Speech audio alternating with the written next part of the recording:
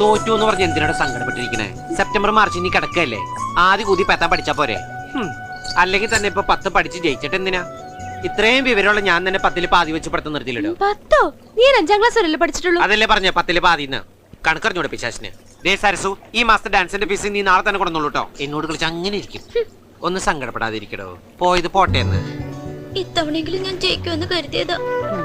മാലുവിന്റെ അച്ഛൻ കബഡി നിരത്തിയിട്ട് ഇപ്രാവശ്യം തോക്കൂന്ന് പറഞ്ഞല്ലേ? തുറലാശം പറഞ്ഞതാ. അത് ഇന്നവര് തെറ്റിയുണ്ടോ? മകളായിട്ട് അച്ഛന്റെ പേര് ചീത്തയാക്കിയില്ലല്ലോ.